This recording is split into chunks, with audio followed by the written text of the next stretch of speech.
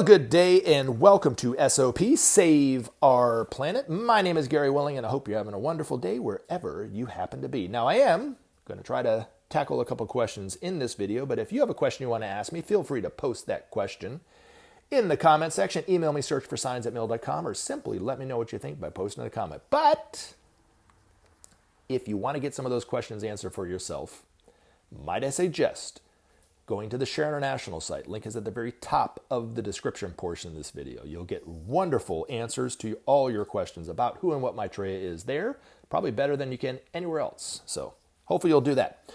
Okie dokie. Here's these questions. Does Jesus know that it is as Maitreya knows it is Maitreya? Would banishment of war unsettle balance or make obsolete illusion, thus creating true love, oneness with everything? Okay.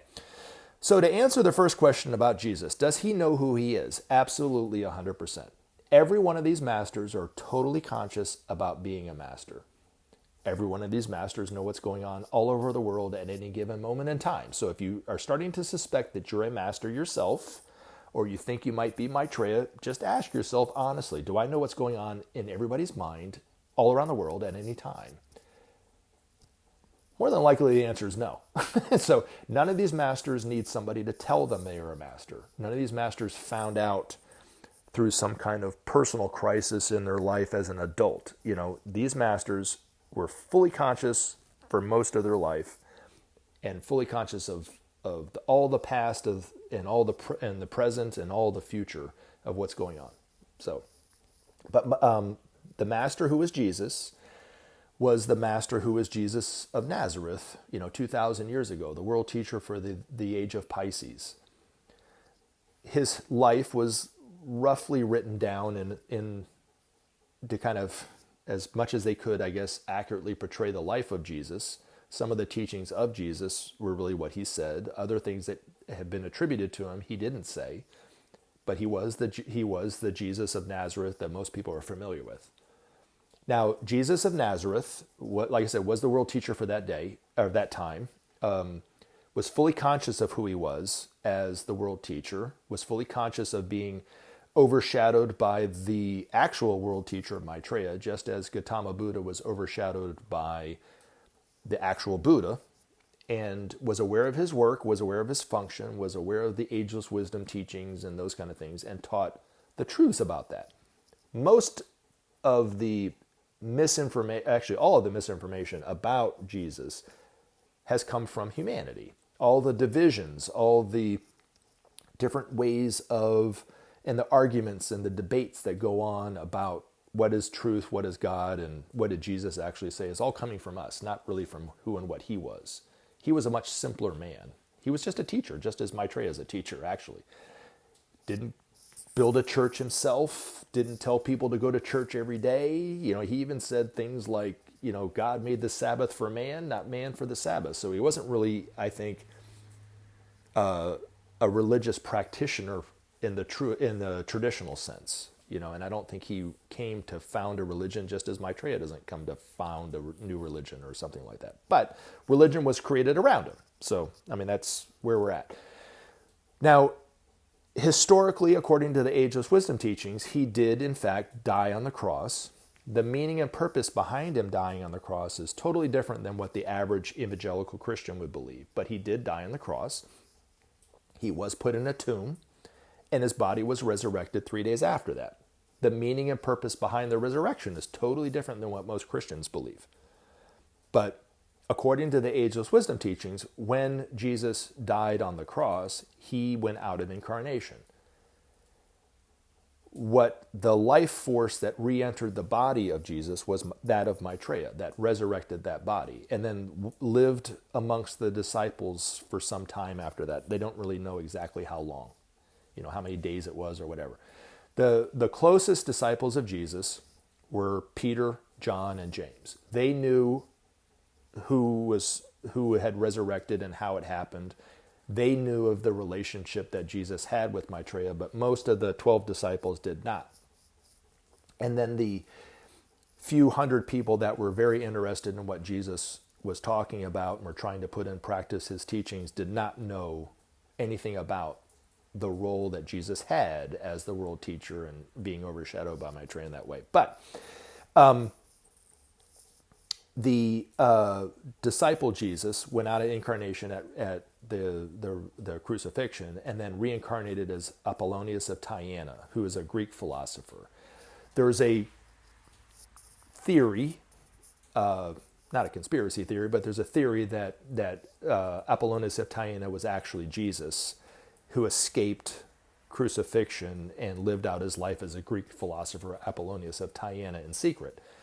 In reality, it was the next incarnation of Jesus. And then he became a master in that incarnation. I guess he went out of incarnation after being a master and was out of quite some time, and then reincarnated in the current body that he has about 600 years ago. And according to the master DK, became a fully conscious master at the age of 4. So none of these masters became conscious of being a master as an adult. They all were fully conscious of being a master, of their abilities, of their wisdom, of their love, of their vision of the world and the universe as a master very, very, very, very early. Now Maitreya, his body was created differently. His body was created by thought. It's a Mahavarupa. So his body is sensitive enough to receive the energies that he's receiving to help and aid humanity, but yet strong enough and anchored enough to live in the everyday world with all the pollution and all the noise and all that kind of stuff. So his body is quite unique according to what Benjamin Creme said. But most of these masters are living in a previous incarnation. But if you were to see the Master Jesus, he doesn't look 600 years old and decrepit. He looks young and youthful. He looks like he's in his 30s, perhaps. You know, there are some masters that are literally millennia old that look younger than 30. And they look very, very youthful because they don't age in that way, unless they want to age. So when we see the Master Jesus, we'll see somebody that looks younger than me, but yet he's 600 or so years old. So it's going to take some adjustment, I guess, for people to really understand the youthfulness and how they can heal themselves. But they will eventually teach us how to do that very same thing. We will eventually be able to do exactly what these masters do. Now, when he incarnated in this cycle as being a master 600 years ago, he lived out the majority of that time in Syria, according to the master DK, who was talking about him.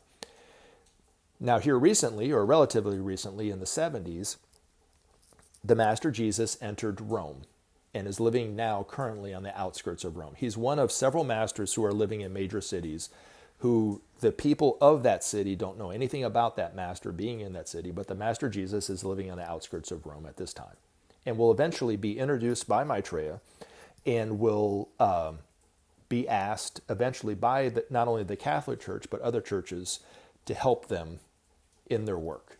And he'll basically be the head of the churches, the Christian churches especially. That will be his main role and main function. But I do think because of who and what Jesus is, because of his popularity, he will be a teacher for people who aren't Christian, who perhaps are Buddhist or Muslim or atheist or whatever. He'll be a teacher for them too. We'll all be very familiar with these masters because most of them will be teaching humanity directly. But some of the masters will have different functions that won't really require them to be a teacher in the traditional sense.